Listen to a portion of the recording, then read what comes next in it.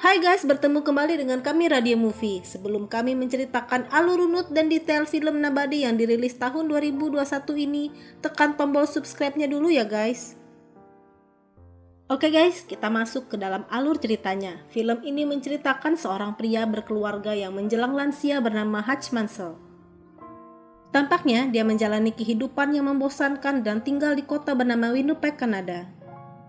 Hutch Mansell ini ternyata di masa lalunya memiliki gelar seorang auditor yang bekerja untuk organisasi pemerintah. Auditor yang dimaksud di film ini adalah seseorang yang digunakan pemerintah dalam melakukan pemeriksaan sekaligus bertindak sebagai eksekutor untuk membunuh orang-orang yang sulit disentuh hukum, terlalu sulit untuk ditangkap atau seseorang yang memang harus dilenyapkan oleh negara. Suatu peristiwa perampokan di rumahnya tampaknya membuka lagi kotak Pandora jiwa kekerasan yang selama ini Hutch pendam. Hanya karena alasan sepele mau mengambil kembali jam tangan dan gelang kucing anaknya yang diambil perampok, Hutch memburu mereka. Mirip kisah John Wick yang kembali ke kekelaman masa lalunya karena anjing pemberian istrinya dibunuh oleh mafia Rusia. Hutch akhirnya juga berurusan dengan mafia Rusia karena berusaha menyelamatkan seorang gadis dari pelecehan anggota mafia di bis. Scene film ini dimulai ketika Hutch yang tampak lusuh dan penuh luka diinterogasi polisi. Film ini kemudian flashback ketika Hutch yang menjalani rutinitas hariannya yang membosankan. Berolahraga sebelum berangkat bekerja dan Hutch tampak kurang akur dengan istrinya Rebecca Mansell. Mereka tidur dipisahkan dua bantal di tengah ranjang. Hutch bekerja di pabrik pembuatan perkakas bernama William Manufacturing. Dia bekerja di bagian administrasi yang berhubungan dengan angka penjualan, mirip pekerjaan auditor yang sebenarnya. Pada suatu malam rumah keluarga Hutch dimasuki dua orang perampok. Hutch yang mendengar suara aneh segera keluar sambil memegang stik golf. Ketika hendak menelpon, Hutch kepergok perampok dan ditodong pistol. Perampok meminta uang tunai dan Hutch cuma menunjuk uang di mangkok di atas meja. Perampok yang memegang pistol adalah seorang perempuan. Mereka tidak menemukan banyak barang berharga. Perampok laki-laki menyuruh mengambil jam tangan Hutch dan Hutch sempat melihat gambar tato di tangan perempuan tersebut. Saat perampok meminta cincin kawinnya, Hutch tampak menolak. Tiba-tiba perampok laki-laki disergap oleh anak laki-laki Hutch yang bernama Black. Dia memiting leher perampok tersebut. Perampok perempuan menodong Black dan Hutch hampir saja memukul wanita tersebut dengan stik golf namun tidak jadi. Hutch malah menyuruh Black membebaskan perampok tersebut. Si perampok malah menjotos muka Black dan mereka segera pergi.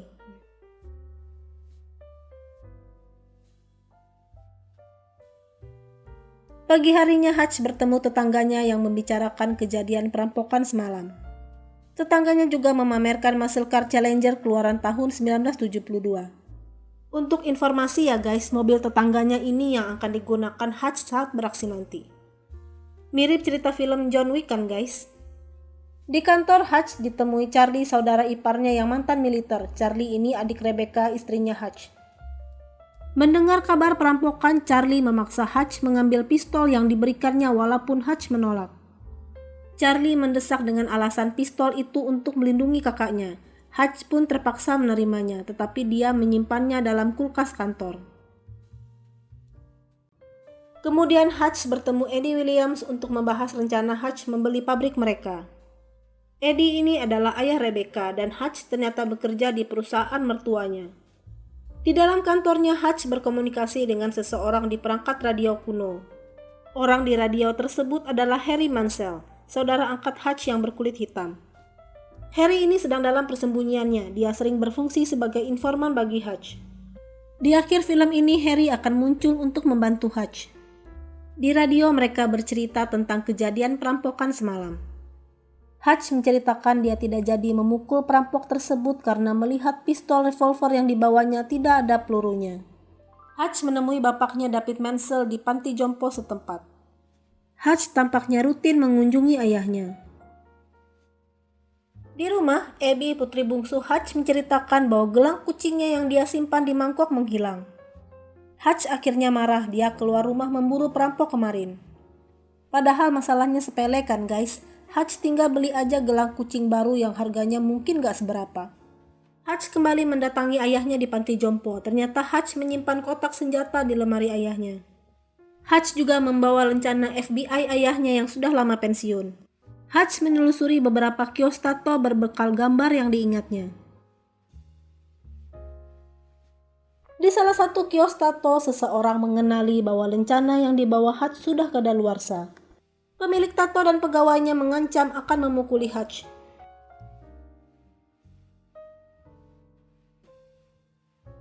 Hutch menawarkan uang untuk mendapatkan informasi, tetapi pemilik kios mengatakan agar Hutch jangan sok pamer lencana di daerah mereka. Salah seorang dari mereka melihat tato kartu sukop dan wajik di tangan Hutch. Dia kemudian ngeloyor pergi dan segera mengunci pintu. Tampaknya orang tersebut pensiunan militer yang mengenali makna tato Hutch. Melihat kejadian tersebut, mereka semua melunak dan memberitahu alamat pemilik tato tersebut. Hutch segera mendatangi apartemen kedua perampok tersebut yang ternyata adalah suami istri keturunan Hispanik. Hutch meminta arlojinya dan juga gelang anak kucing. Para perampok tersebut tidak tahu soal gelang anak kucing, namun si Hutch tetap ngotot dan hampir menembak laki-laki tersebut. Tiba-tiba terdengar suara tangisan bayi dan Hutch memeriksanya. Karena kasihan, Hutch pun pergi dengan kesal sambil meninju tembok. Saat pulang dengan bis, tampak sekelompok anggota mafia Rusia yang mabuk sedang ugal-ugalan di jalan. Jeep mereka menabrak pembatas jalan dan bis pun ikut terhenti. Demi melampiaskan hasrat kekerasan, Hutch malah berdoa agar sopir membuka pintu bis. Para anggota mafia tersebut akhirnya menaiki bis yang sama. Mereka menyuruh penumpang lain turun dan bermaksud melecehkan seorang gadis di bis tersebut. Hutch pun segera menuju pintu depan bis dan menyuruh sopir bis keluar. Hutch pun menaruh smartphone sopir bis di dashboard agar tidak direkam. Hutch mengunci pintu bis dan menantang mereka semua.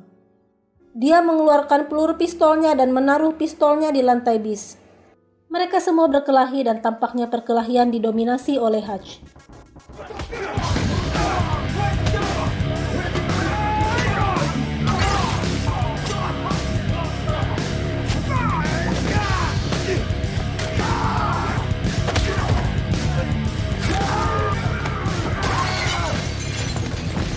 Saat semuanya terdesak oleh Hutch, salah seorang mafia mencoba mengambil pistol dan mengisi pelurunya. Hutch mengambil pipa batangan untuk memukul pistolnya. Dia juga memukul kepala dan leher anggota mafia tersebut. Karena tenggorokannya rusak dan kesulitan bernafas, Hutch menolong anggota mafia tersebut dengan mengiris lehernya dan memasang pipa sedotan. Hutch pulang ke rumah dan istrinya kaget dengan apa yang sudah terjadi pada Hutch.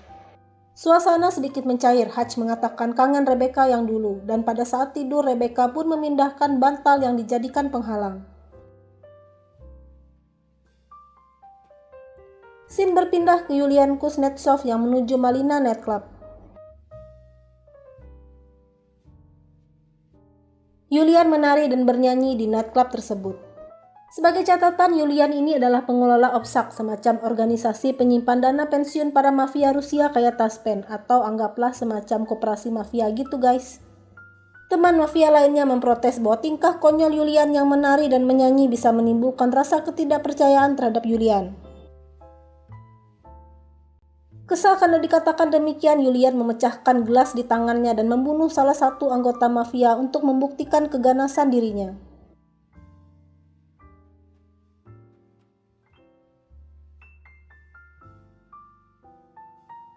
Yulian pun menerima telepon yang mengatakan bahwa adiknya Teddy sedang dirawat di rumah sakit karena tenggorokannya rusak. Teddy dinyatakan lumpuh oleh dokter, mungkin karena kepalanya dipentung dan otaknya sempat kekurangan oksigen. Yulian yang marah besar mengamuk dan menghajar anggota mafia senior yang seharusnya melindungi adiknya. Yulian sangat bernafsu menemukan orang yang menghajar adiknya dan salah seorang mafia menyerahkan kartu e-money milik Hutch yang terjatuh. Ketika sedang sarapan pagi, Hutch mendapat telepon dari Harry yang mengabarkan bahwa dia sedang dalam masalah sebagai imbas dari perkelahian semalam dan harus segera menghubungi The Barber. Hutch mengabaikan untuk bertemu The Barber, tetapi dia kembali mendapatkan pesan serupa dan akhirnya Hutch pun pergi ke barbershop. Kalau kalian ingat film John Wick ya guys, fungsi barbershop di film Nabadi ini mirip dengan fungsi Hotel Continental. Dan The Barber di film Nabadi ini hampir mirip perannya dengan Sharon atau mungkin Winston di film John Wick. Lanjut lagi ya guys, kemudian The Barber menjelaskan panjang lebar tentang sepak terjang Julian di dunia mafia. Seorang cewek ahli IT anak buah Julian hanya berhasil mendapatkan informasi tentang ayah Hutch yang ada di panti jompo. Julian merasa informasi tersebut tidak cukup dan ahli IT tersebut akhirnya mengirimkan surat kaleng ke salah satu pegawai Pentagon. Dia meminta informasi mengenai Hutch Mansell dan mengancam akan menyebarkan foto-foto cabul dan fetis dari pegawai Pentagon tersebut kepada keluarganya. Karena aksesnya di database ditolak, pegawai Pentagon tersebut mencari data mengenai Hutch di gudang arsip. Dalam berkas Hutch, semua dokumen tampaknya dicoret dengan tinta hitam dan hanya diberi nama nobody. Melihat foto-foto korban yang dikirim pegawai Pentagon tersebut, si ahli IT melemparkan foto tersebut ke Julian dan segera kabur ketakutan. Julian segera menghubungi tangan kanannya Pavel untuk segera menangkap Hutch hidup-hidup. Melihat rombongan Pavel ada di seberang jalan, Hutch segera memasukkan anak dan istrinya ke ruang bawah tanah.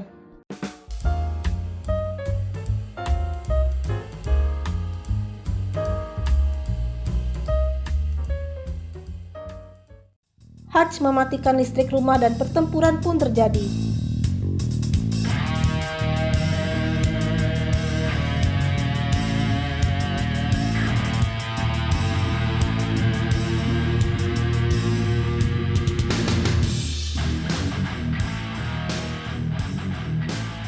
Karena lengah, leher Hutch pun terkena tasergan, semacam senjata berarus listrik tegangan tinggi.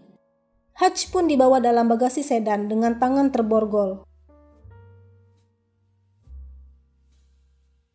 Untuk melepaskan salah satu tangannya dari borgol, Hutch sengaja mematahkan jempol tangan kirinya. Hutch segera menendang bangku belakang dan menyemprotkan tabung pemadam kebakaran ke dalam kabin mobil. Mereka pun menabrak lampu lalu lintas dan mobil mereka terbalik. Hanya Hutch yang selamat dalam kecelakaan tersebut. Pavel dan 2 orang lainnya tewas. Hutch berlari ke rumahnya dan dia juga menelpon ayahnya untuk berhati-hati. Hutch mengeluarkan anak dan istrinya dari ruang bawah tanah dan mereka segera mengungsi ke tempat yang aman. Hutch mengambil simpanan emas batangannya dan dia bercerita kepada salah satu penyerbunya yang masih hidup. Awal mula Hutch berhenti adalah ketika dia mengampuni seseorang bernama Alan yang telah menggelapkan uang $3 juta dari pangkalan militer Amerika di Rivolto, Italia. Biasanya Hutch tidak mengampuni korbannya, tapi kali ini melepaskannya. Setahun kemudian Hutch mengecek apakah Alan masih terlibat pekerjaan kotor. Alan ternyata sudah tobat dan hidup berbahagia bersama anak dan istrinya. Melihat kehidupan Alan yang berubah, Hutch memutuskan berhenti sebagai auditor dan menikah. Hutch ini rupanya suka menceritakan masa lalunya ke korbannya yang sekarat. Hutch menemukan gelang anak kucing yang dicarinya selama ini di dekat bawah kursi. Hutch membakar para penyerbu di ruang bawah tanah rumahnya agar tidak bisa dilacak polisi. Hutch pergi meninggalkan rumahnya yang terbakar dan mengambil mobil Challenger putih tetangganya. Scene berpindah di mana 2 orang mafia Rusia menuju panti jompo ayahnya Hutch. David yang sudah siap dengan shotgunnya justru membantai 2 orang penyerbunya.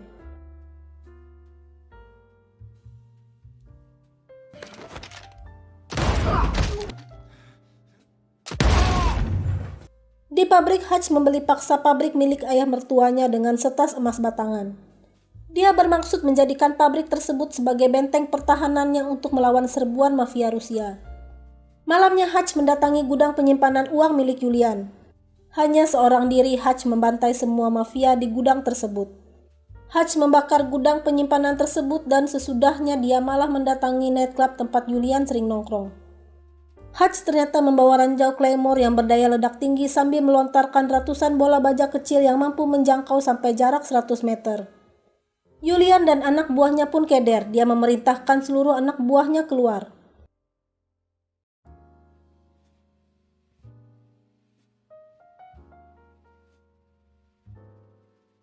Hutch pergi dari bar tersebut, namun Julian yang tidak terima tawaran perdamaian setelah gudangnya dibakar segera memerintahkan untuk mengejar Hutch. Aksi kejar-kejaran dan tembak-menembak pun terjadi.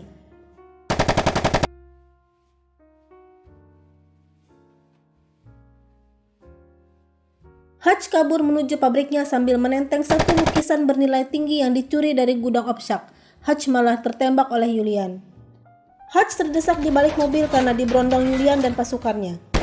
Dari dalam pabrik tanpa terduga ternyata Harry siap membantu. Dia menembaki pasukan Julian dengan senjata sniper. Ayah Hutch juga keluar membantu Hutch kabur dari berondongan peluru. Di dalam pabrik yang sudah dipasangi Hutch dengan banyak jebakan, mereka bertiga akhirnya menghadapi para penyerbu. Satu persatu anggota mafia berhasil dirontokkan.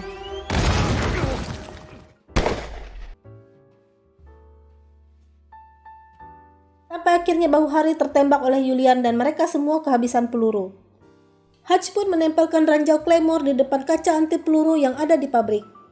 Sambil berlari ke arah Julian, Hutch meledakkan Claymore tersebut dan Julian pun tewas.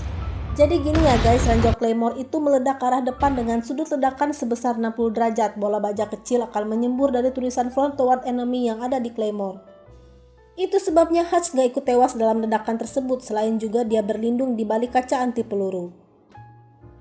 Scene berpindah saat Hutch diinterogasi polisi. Setelah kedua polisi tersebut mendapat telepon, Hutch pun dibebaskan. 3 bulan kemudian, Hutch dan Becca mencari rumah baru. Keanehan terjadi, sales properti mendapatkan telepon namun tujuannya ke Hutch. Hutch tampak gelisah, kemudian dia menanyakan apakah rumah tersebut memiliki ruang bawah tanah. Tampaknya Hutch akan dikontrak pemerintah lagi sebagai auditor merangkap eksekutor, mungkin sebagai syarat pembebasannya dari tuntutan kepolisian. Scene after credit memperlihatkan Harry dan ayah angkatnya David sedang membawa banyak senjata api di dalam mobilnya. Tampaknya mereka akan segera beraksi kembali untuk membantu pekerjaan Hutch.